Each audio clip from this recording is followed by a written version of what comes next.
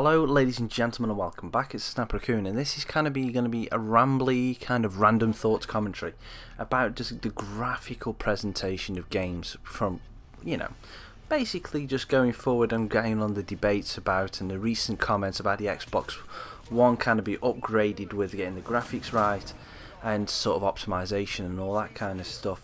And then you've got the PlayStation and Xbox battle of is it 1080p, 900p, full screen 1080 resolution, blah blah blah. Then the PC master race, people lord it over everyone by saying, well, we can get 4K resolution. I'm not going to lie, the PC graphics are amazing on best ultra settings. I'm not going to lie, there's no way consoles can keep up with it. But one thing I want to say is, if you were born, I'm going to say from 1970 to 1990, if you were born between that, you were part of what I'm going to be calling the golden generation of gamers. And the reason why I say this is we've been seeing games go from pixels to polygons. Fair enough, the ones like myself, I was born in 85. Later parts we actually were developed into some of them games, like we would have grown up with like the early Sega Mega Drive, the NES and that kind of stuff. And then just before that there was obviously the BBC Micro and the Spectrum and the Commodore, and I grew up with the Spectrum. I grew up with the Sinclair Spectrum, and then there's the Atari, you can't forget the Atari and all that kind of stuff, and then grown into like the Sega Mega Drive Master System. We've seen games go from pixels to polygons. It's a term I'm coining for this commentary. We have seen games go from the single monochrome screen, even going back to the original Game Boy as well. You've seen it with a flat black background with just like scrolling colours and just stuff like that. I mean, BBC Micro Pook always talks about Chucky Egg. I will go back and I'll talk about Sinclair Spectrum, where there was like the 3 or 4 different colours. You put a tape in, it would load for 45 minutes, and sometimes it wouldn't load. You have to do it again and go and play, and you were happy with that. And nowadays we are blessed with the sheer power and beauty of the landscapes. I mean, Destiny, beautiful. The Last of Us, the set design, fantastic. Anything like that. The Witcher looks brilliant.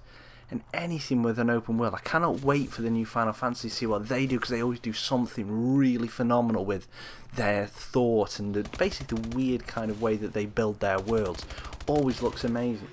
I honestly believe that, fair enough, there's a lot of hate going around and lags and connection to gameplay, but if you sit back and think about it, go back 15 years and you go to early 2000s and look at the games that were out then, blocky and all that, and look at the games we've got now. We have been so lucky to live through this generation and see these games develop, and yet we're slagging them off, which it's a right that we have, because we've been through the generations. But it's also one of them, we should, give them a tiny bit of slack, because they've built us up into full-grown gamers.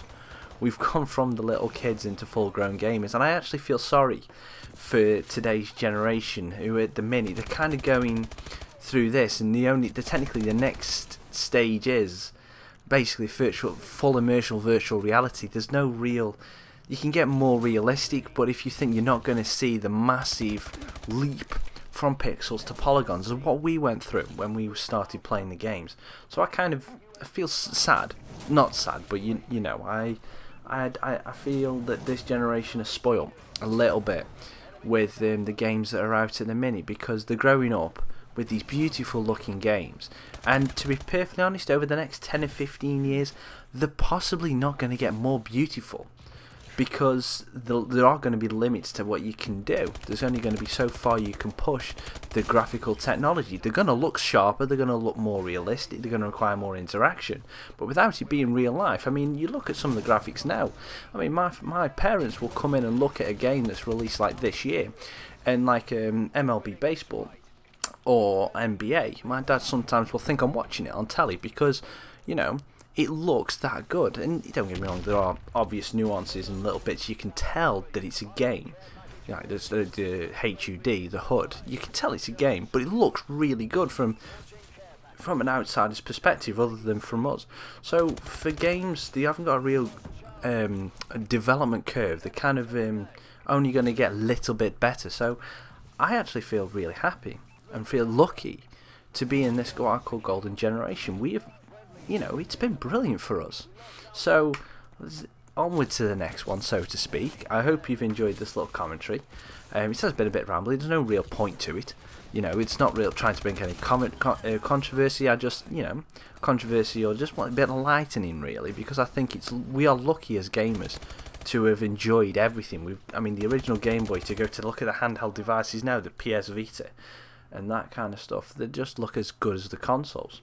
So, yeah, anyway, I hope you've enjoyed this commentary. I am going to title it Pixels to Polygons, just because it's amazing. I think it's a nice term, if I don't say so myself. So thank you very much for listening. I've been Snapper Raccoon. If you like the video, hit the like button. If you're not subscribed, hit that subscribe button, and you know what? I'll see you on the next one.